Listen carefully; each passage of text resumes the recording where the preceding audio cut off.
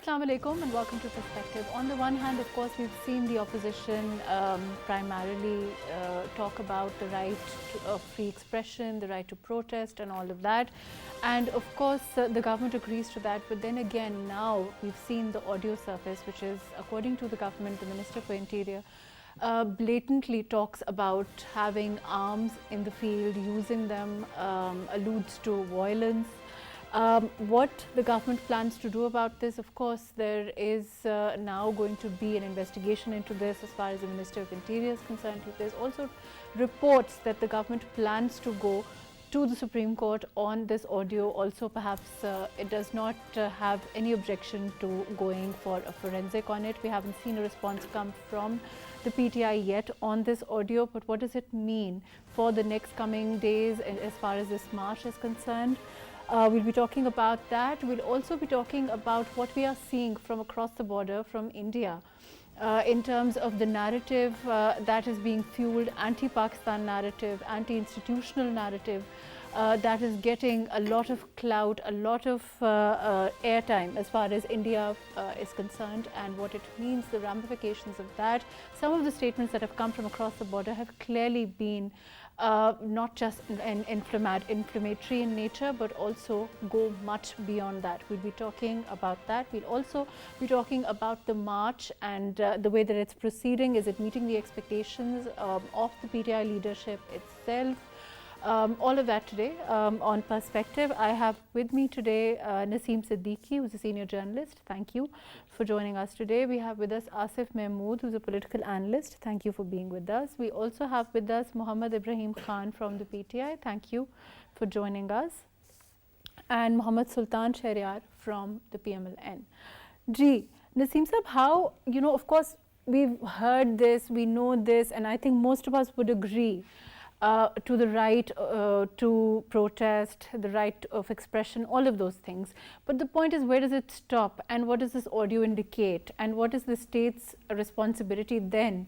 Of course, they are primarily responsible to ensure law and order. And in this kind of situation, where this audio has now surfaced, that will take precedence over everything else. How do you see this, development? How do you look at the overall scenario in the wake of this development? Bismillahirrahmanirrahim. Mahrukh, thank you very much. Going for the protest or for going for the long march or dharna, this is all constitutional benefits given to any political party. But at the moment we can see the polarization in the political parties, you can see among the journalists, and now they have involved institutions as well. Whereas the institutions has clearly mentioned that they are not interested in the politics of Pakistan, they are not interfering in that one. But still we are blaming them and taking names, and you can see that our neighboring country, which is the biggest enemy of us as well, is taking advantage of all these things. So first of all, we should not involve institutions in our political jalsas or whatever is going on. Of course, but we've also seen the PTI, according to them, they say that, the involvement of institutions was to the extent, if I'm sure you saw the press conference, that to exercise their influence to ensure, according to them, what the PTI terms as a legitimate demand of early elections. Whatever is going on, like if you have got some grievances with the institutions, when you sit down in the closed door rooms for the political things, you should sit down there and resolve your grievances with institutions, because when you bring these things publicly, this is not good for the country. Asif Saab, do you agree? You think that, of course, what Nasim Saab is saying, it's not good, and the image of Pakistan overall, of course, we have a neighbor that is openly hostile and, waiting to reap benefits of any kind of, whenever we see any kind of, slight upheaval, we see, any kind of the way the things we've seen recently, protests overall, they jump in with their own narrative, with their own story, with their own version of what they feel is happening, propaganda, nothing else. So, we have to take cognizance of that also because of our geostrategic position, because of our overall position, Kashmir being, of course, a main issue overall. How do you see things in that context? Thank you very much. I think I agree with this, but I have a little bit different point of view. I think we should analyze our political leadership, not what India is saying or not what India is portraying. We should analyze, we should criticize, we should evaluate our political leadership from the content of their original text. Okay. And it is not, alarming that India is misusing or India is jumping into this or India is exposing our fault lines to maximize her interests. It is serious because the content of the Imran Khan's statement is irresponsible, that is childish. So, I don't care about what India is saying. We should come out of this rhetoric. I think we all don't care what India is saying, but overall in terms of how it projects us in the light of the world and the propaganda. I don't sidestep the importance of what India is saying, but I stress, is what I say. I mean that our internal affairs need more considerations and we should focus on that. If we have our fault lines, everyone will expose them, everyone will misuse them. So we should try to bridge our own fault lines. But like you said, of course, we need some kind of responsibility, some kind of restraint to be exercised by our political leadership across the board.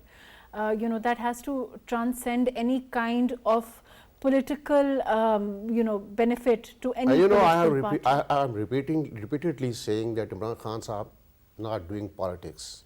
This is not politics. Imran Khan is actually misusing his popularity and he is threatening the state by his popularity. This is not a political demand. We can go for elections. We cannot go for elections. But every demand for election should be according to the norms the politics. This is no way that you are behaving like a jatha. You are coming with your men and you are pressing everyone that either you are with me or you are not with me. The point is, under the guise of peaceful protest, what are we subjecting a country like Pakistan to? I want to go to Mohammed Sultan Sheheryar ji. Sultan sir, can you hear me? Yes, I can. Overall, as far as, of course, I don't think there's any disagreement on the right to protest peacefully. But the ramifications of it for a country like Pakistan, where the economy is where it is, where the overall state of affairs, we are right in the midst of trying to rehabilitate those affected by floods. 1/3 of Pakistan submerged in water. All of those realities. How much of this can Pakistan afford? You forgot to mention Ashar Sharif's assassination.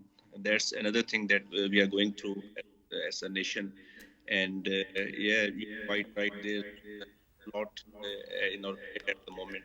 The financial crisis, floods, the way we were hit. Then this assassination. So, the country isn't in ideal condition, I would say. And for PTI, obviously, it's their right.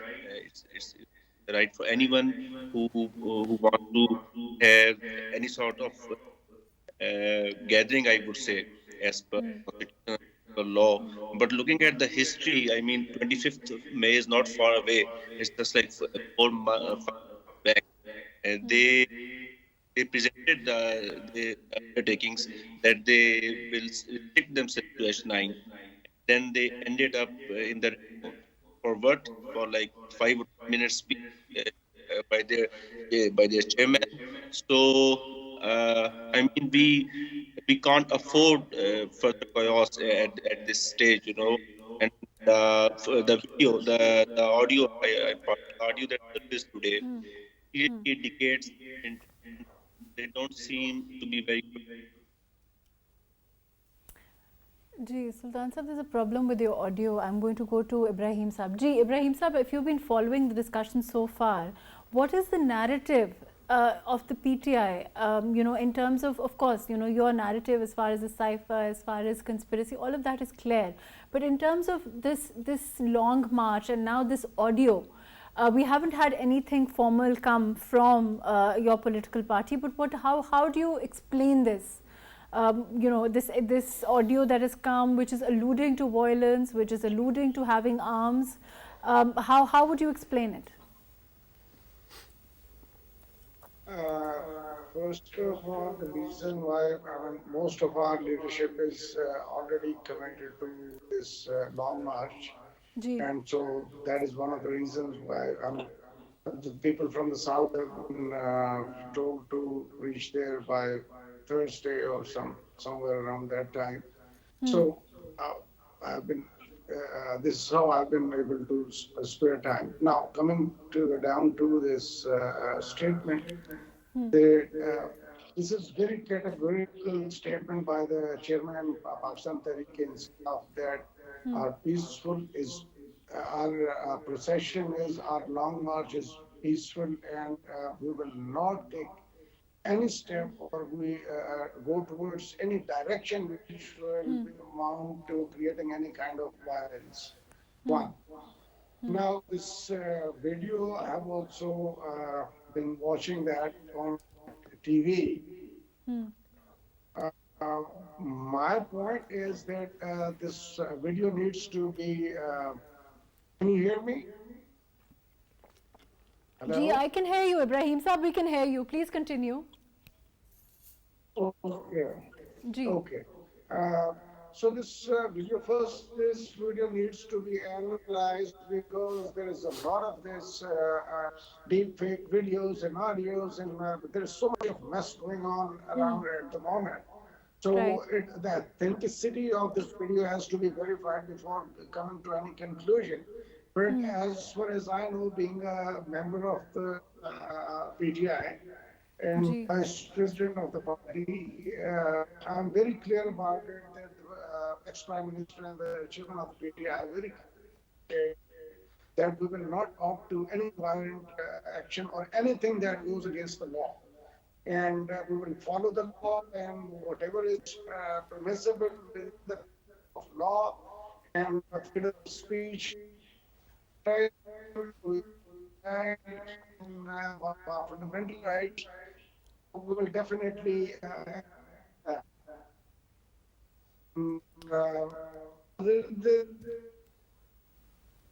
Right. We'll come back to Ibrahim Saab and Sultan Sheheryar Saab. Ji, Nasim Saab, I mean, what Ibrahim Saab was saying was he was talking about the authenticity of the audio in question. He was talking about the fact that, of course, we need to investigate the audio itself, and the fact that, but like I said, the government, the reports are that the government wants to, is willing to go and get a forensic on it. The point is, as a journalist, I'm sure you've witnessed numerous protests. How do you look at this in the, when we talk about balancing both? Of course, we want to be a state that allows free protest. We want to be a state that allows safeguarding of rights. We want to be a state that allows people to voice their opinion. We're a democracy, and we certainly want to be on the right side of history when you. But then on the other hand, we have, as a government, the government has to ensure safety, the government has to ensure convenience, they have to ensure that day-to-day affairs of this country remain unhindered for the vast number of public. And also in the background, there is this investment as far as China is concerned. The Prime Minister's talked about his upcoming trip to China. He's also talked about the Saudi investment that is potentially on the cards, and economy being such a huge issue at this time. How do you think one can balance that? Mahrukh, you can see that at the moment the devastated floods has ruined the whole of the Pakistan, especially the province of Sindh. So at the moment the government is suffering from economic problems, and they have got less resources, so they can concentrate for the flood victims at the moment. And at the same time, if a big party's procession is coming from Lahore, it's moving on the GT road. It's really difficult in these days that you can protect each and everybody, because you can see the terrorism is going on. It's in Waziristan, you have seen the incidents in Balochistan, and when the audios leak are like this, we have got audios before as well, and then Prime Minister Imran Khan, ex-Prime Minister, said that these are his audios, and then Shehbaz Sharif audios leak were there as well. So the authenticity of audio leak is not concerned, but the forensic is needed for the courts at the moment. So looking into these conditions, if Faisal Wada said something, then we have the audio leak of Ali Amin Gandapur. It looks like that there may be some plan, or there may be some plan from the enemies as well. So looking at all these things, I think we should become the intensity of this polarization should be brought down, and the institutions must take action at the moment to lower the intensity. Right. Asif Saab, let me come back to you because we have Ibrahim Saab now Please. back on audio. Ji, Ibrahim Saab, can you hear me? No. Sultan Saab, can you hear me? Ji, I can. Ji, Sultan Saab, I can hear. overall, as far as the government is concerned, what is, the plan in terms of how do you look at the march till now? What is your opinion on the numbers? What is your opinion on the way that it's moving forward? Do you think it's, I mean, of course, we saw that the 25th March, the former Prime Minister himself has said that they've learned from 25th March and they plan to be better organized. But what is your overall opinion on the march, the way it's progressing, and what do you expect in terms of the numbers, in terms of where and how it will proceed? Yeah, first of all, I would like to say sorry, there was some problem from my end as far as the voice was concerned. So I hope it's clear right now. And previously, I was saying that you mentioned a lot of different difficulties that we are going through, and someone forgot to miss the assassination of Asif Sharif. And you know that that's one additional factor, that is creating instability in our country. And if we talk about government's preparation, it's very clear. It's the same as it has always been. We would act as per law, and no one would be allowed to dismantle or disrupt the economic conditions or the laws and the regulations. And as per my knowledge, the PTI government, the PTI, their membership, their leadership, they are in contact with the authorities, and they had a meeting with the commissioner, and the authorities made it very clear that it's not very far away to talk about the 25th of May, that they committed that they would restrict themselves to H9 Park, and they ended up in the red zone. And for what I would say, nothing more than 10 to 15 minute speech of their chairman. So, in circumstances when there's so much going on, it wasn't an ideal condition as a Pakistani, to go for such a venture. And if you talk about the numbers, I'm not being biased. I'm being very straight. The numbers are way lesser than we expected. If you talk about the people that are traveling with them, and what I believe is that such a repeat of this lesson every second month, it makes things monotonous even for your followers as well. So these long marches again and again, it has haunted their strategy as well. That's what I believe. Right, let me come back to you. Ibrahim Saab is back online. Ji, Ibrahim Saab, can you hear me? Sure. Ji, Ibrahim Saab, your march, in terms of, you said that as far as the South is concerned, you plan to join this march later on. In terms of, lessons that even the former Prime Minister has said needed to be learnt from the 25th of May, how do you look at the way the march is progressing at this time? How do you look at, the numbers at this time?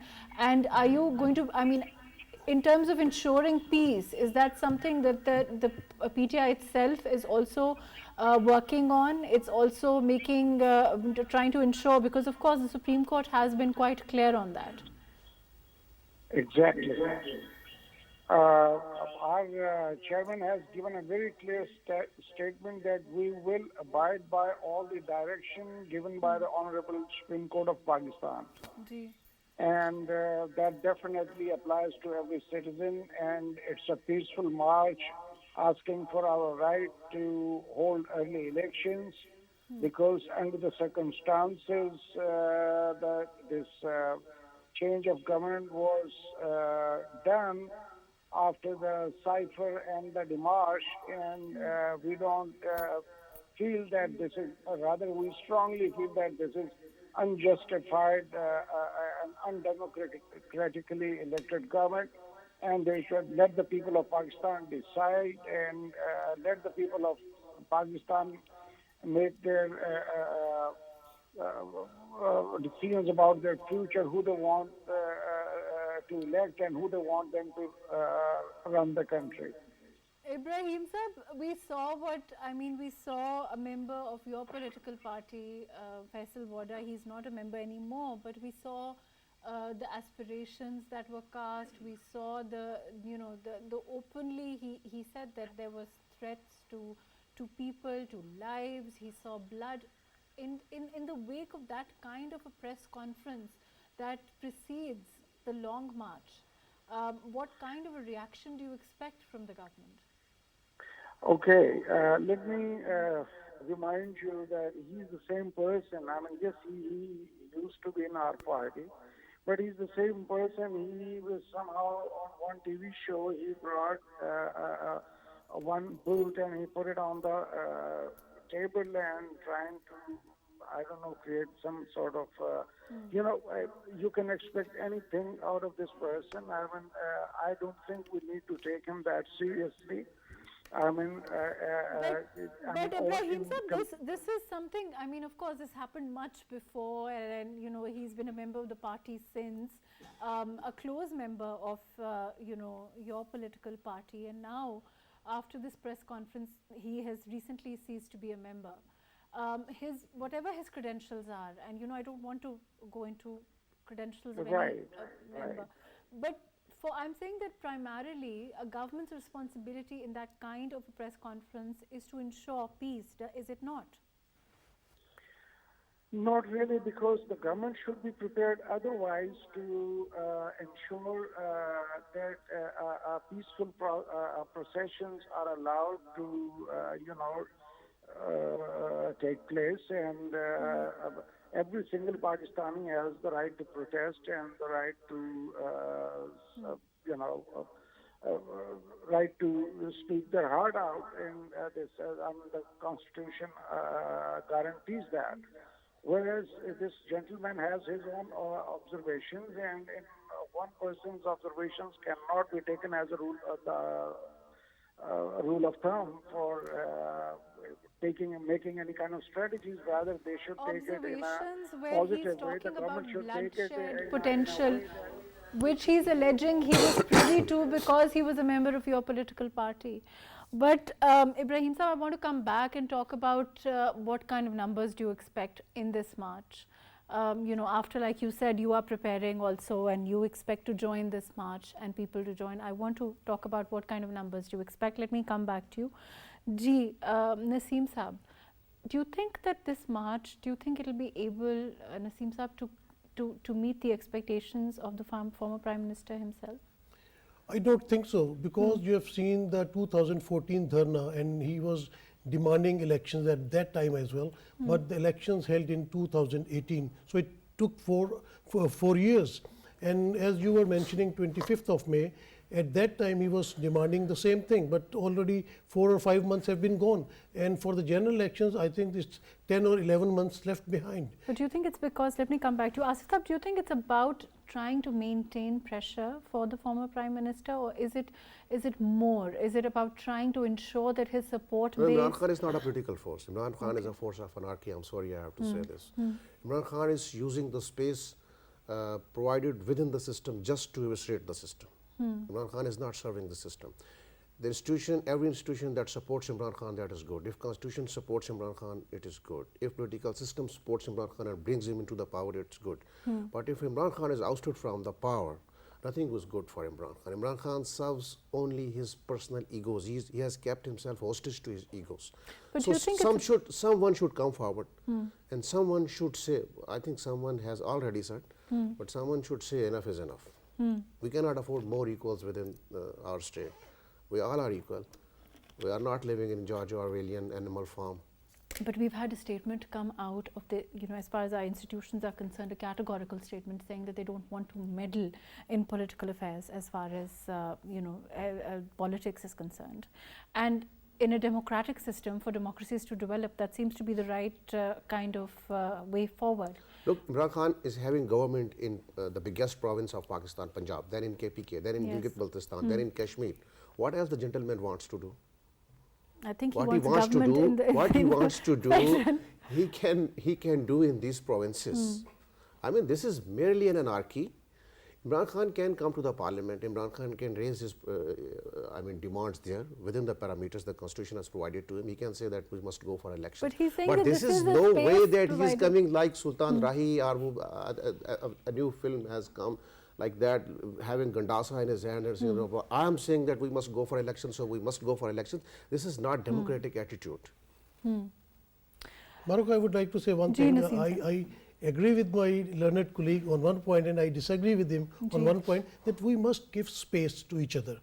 No doubt, Imran Khan is the political leader of Pakistan, like Nawaz Sharif, Zardari. And he has following. He has got following, so we should respect the followings of each and every party. But the second point, he told that these things should be fought in the parliament, because parliament is the right place which makes you prime minister, which gives you the chance to serve Pakistan. Granted, so and if you would stay there like they stayed in Punjab, they didn't give resignations from Punjab government, then they fought back over there and they make their government again. What So do you if think they were hoping to achieve from the resignations? You know, that they, of course, you know. they that were raising their point at that moment, but if that But moment... they have still said, you know, till now they say that we don't, you know, we don't agree, we don't acknowledge, accept the government in the federation at this time. But same was in Punjab as well, Right. where they accepted Where the they Amna accepted, Shehbaz yes, government. yes. So if they would have sitting in the parliament, they could have performed better over there.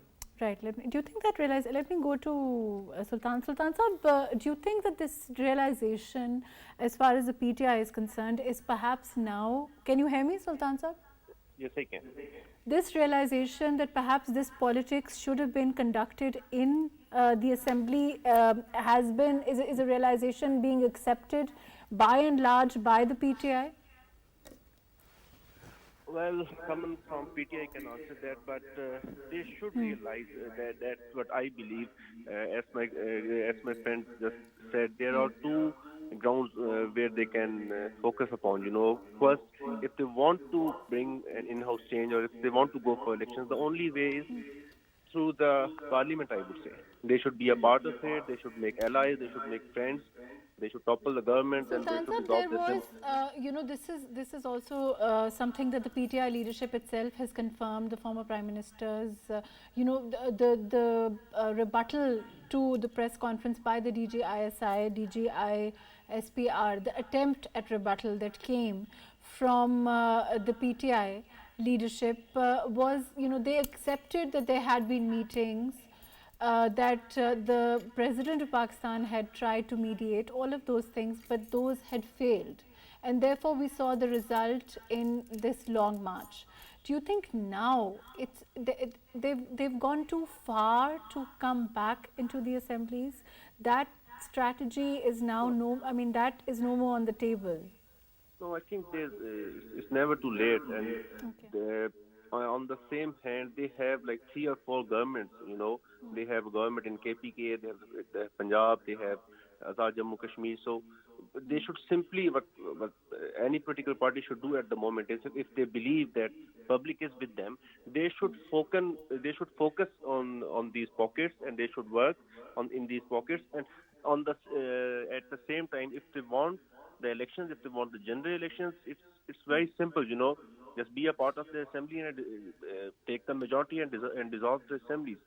It's pretty simple. If we all, all of us who are part of this program, we all pretty much know that assemblies won't get dissolved as a result of this long march, or any long march, I would say.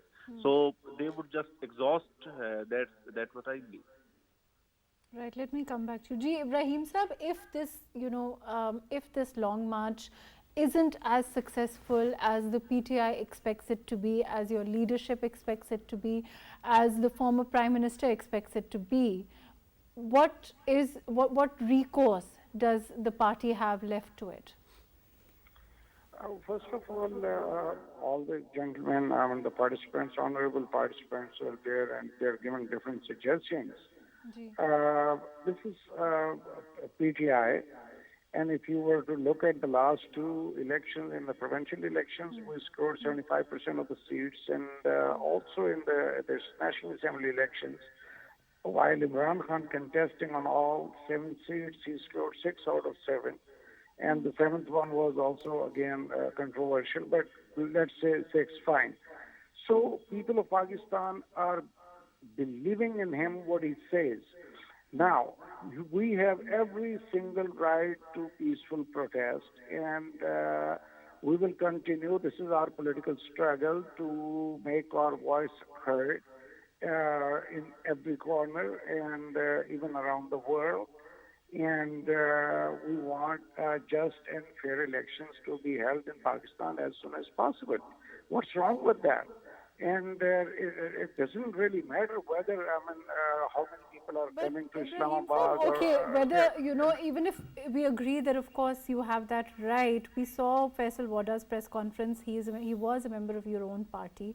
We've also seen the audio come from Ali Amin Gandapur, which is alluding to violence. So, you know, that is something that's coming from your political party. These things have happened from within the PTI.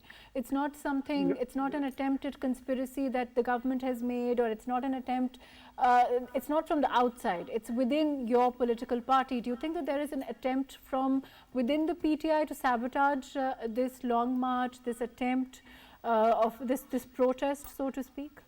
Let me put it this way. Whatever Mr. Wada has said is his own opinion and his own observation. Okay? Now coming to the Ali Amin's this audio, that has to be looked into, and any Pakistani, forget about him, any Pakistani, even myself, if I'm asking some sort of or trying to plan or sabotage some kind of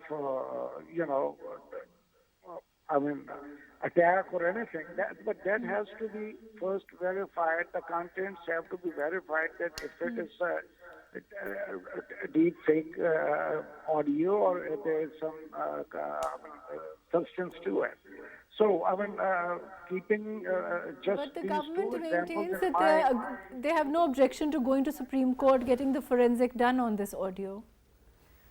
Right, and if once the forensic is done, then everybody is under the Islamic law of Pakistani citizen has to observe the law, and if some kind of law is taken into hand by anybody, can be taken into account for that whatever kind of a crime or a threat or whatever way one wants to fair enough. that. Ibrahim Saab, there was refutation from your political party about, you know, any kind of talks, taking part in any kind of talks. But do you think, I mean, there's a chance that you can take part in any talks and coming to some sort of an agreement on, you know, your demands at all? Or, you know, of course, it's a democratic country. You can take part, and you've admitted to taking part in meetings earlier on. Do you think that is a possibility now that the march has started? Sure there is. There is a possibility, but that possibility has to come from horse's mouth. The leadership of those 13 parties have to sit down and make a decision. If they want to talk, then we can definitely talk. I mean, we have offered, in any, as you said, in any democratic country, talk, even not democratic country, or even after the wars, people sit on a table and talk. There is we are not denying that, and we are ready to sit and definitely talk it out. And besides that, we are not, by any means, in any mood of getting involved into, creating any kind of a fuss like violence or whatever. This is you personally. I have to ask this, but you personally. All the laws. Right. Ibrahim Saab, do you personally adhere to this, or your party also is agreeing? I mean, this is the party's... party has already issued a statement. Okay. Our first year has already declared it. Okay. That we're ready to sit and talk. And if genuinely trying to address the issue, then why shouldn't we talk? Right, fair enough. Let me come back to you. Nasim sir, do you think that ultimately that will be the solution for all political parties as far as the political situation at this time is concerned, for them to sit down and come to some sort of an agreement? Or in your opinion, you think it's too far now for that kind of working relationship, I say, with Mahrukh, you have seen big wars in the world, even the Second World War, but in the end you have to sit down on the table. So that's the only solution, that all the parties, all the stakeholders, all the institutions, all the pillars of Pakistan, they should sit down. They should talk and they should sort it out, because this is for the betterment of Pakistan. Because when you come to the parliament, you have made promises with the public that you will be doing something for them. But one, they're not coming in the parliament. Two, the dogmatic approach, which is my way or the highway. If you want to come to the table, there has to be some sort of middle ground. If you say that you want to start with the early election, end with the early election, and give the date, and the kind of that's what I'm seeing at the moment, that if this is only opposition like PTI and the government, they are not going to sit down. They are going to sit down together, but they will not reach to some conclusion. So there should be you think there's a mediator? Yeah, there should be some mediator, and for the betterment of Pakistan, it's for Pakistan. The opposition is from Pakistan, the government is from Pakistan, and the people of Pakistan are suffering a lot at the moment. And for the sake of public, they must sit down and should reach to some conclusion. Asif sir, do you see it happening? We are actually discussing from the political ruling coteries or political ruling elites angle. We must discuss from a common person's angle. I think what's our fault that we have to face this music after every 1 year or 2 years? A force comes from outside and we feel as we have kept hostage in Islamabad. The people have elected these gentlemen.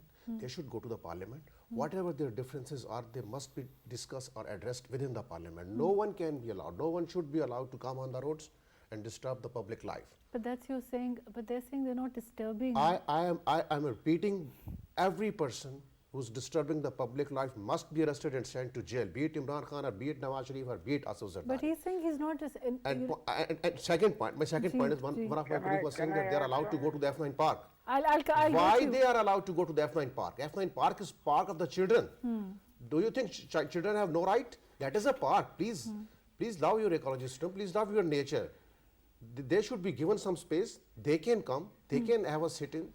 But this is no way that you are coming like a force and you are disturbing the public life. Children have to go to school. We have our social life. But there is a history, of course, as far as Ibrahim Saab wants to answer this. I just wanted to add to his knowledge that during all the government tenure, twice they had assembled and they have brought rallies from Karachi to Islamabad. We did not stop them at any single point. They had every right, and we at that time wasn't the public suffering, or is it only because PTI is now holding the procession or going for long march, and now all the human rights. But Ibrahim sir, we didn't see any kind of attack materialize. We didn't see any violence materialize. We just saw peaceful dispersation at that time. Yes, we in fact assisted them on every single point instead of what was done to us, the way they dealt with us on the 25th of May. But we saw violence come out on 25th May also. Ji Sultan sir. May I add just one point? Ji, before I go to Sultan sir. Okay. Ji, please go ahead. This is not the game of what they have done or what they are doing. We are least concerned with what PTI has done or what PML-N is doing. I am concerned what is the fault of the public that they have to suffer this. They're banking on their support. No, what they are banking, I am least concerned with it. I am a common people, no? So I have to say something. Our biggest problem is not politics at the moment. Keep it aside. Hell with this politics. Our major problem is economy. We need political stability. Without political stability, you cannot have economic stability. Right, fair enough. Sultan Saab, this is one of the major stances, as I understand, and correct me if I'm wrong, as far as PDM is concerned, as far as PML-N is concerned, the Prime Minister is concerned, he's stead from the point go that he is concerned about economy, he's concerned about trying to get Pakistan's economic situation to get better, the dollar crisis we saw. all of that, and that seems to be the focal point of his attention. Overall, we've seen that with the government also. Do you think the kind of refutation that we saw come from the DJISPR and the DJISI, perhaps more of that should have come, and perhaps come earlier on from the government side also, to stem these kind of misinformation, propaganda, which is what the DJISPR and the DJISI said has been used from the opposition? Well, if you talk about the institutions, the armed institutions, I can't say anything. I mean, they must have taken it in a way that enough is enough, as my friend said. It was the first time that we saw, if I'm not wrong, DGISI being a part of a presser, and he made a lot of things pretty much clear. So, almost everyone knows that this long march, it won't suit anyone. It won't even suit PTI. It won't suit the government, the economy, the institutions as well, the law and order situation. So, if you talk about government stance, they have, they allowed them once back in way, and then there was another venture. I don't exactly remember. They tried some sort of thing after 25th May as well. So this is second or third time they are trying to do the same rehearsal. So I have a great deal of respect for both the guests of your program, but my take is that, okay, if they want to come, they may come, as long as as we keep on saying, the court and the administration, they allow them to. And if they don't, if they don't become a problem, then it's fine, as long as they don't become a. But if they try to, because yesterday it was very clear that the red zone has been extended way further than it usually is. So if they try to do the same thing which was done back on 25th May, then law will act, and it will act strictly. Right, fair enough. Unfortunately, that's all the time that we have. Thank you so much for being with us. Asif, Mehmood Saab, thank you for joining us. Nasim, Siddiqui Saab, thank you for being with us. Mohammed Sultan, Sheheryar, thank you for joining us. Mohammed Ibrahim Khan, thank you for joining us today. Of course, at this time, the state's primary responsibility remains trying to ensure law and order, trying to ensure peace and convenience to its citizens, and that is what it aims to do. As far as the march is concerned, as long as it remains peaceful, the government maintains it has no issues. But of course, the new audio that has surfaced does raise questions, and the government says it has no objections to going to court on it, to going for forensic on this audio. Of course, we're all hopeful that this march is peaceful. We're all hopeful that it doesn't result in any kind of violence of any kind at all. But overall, the responsibility to ensure peace is not just on the government, but also on the opposition that is coming forward, the former Prime Minister, with so many people on the roads. Thank you so much for joining us today on Press Break.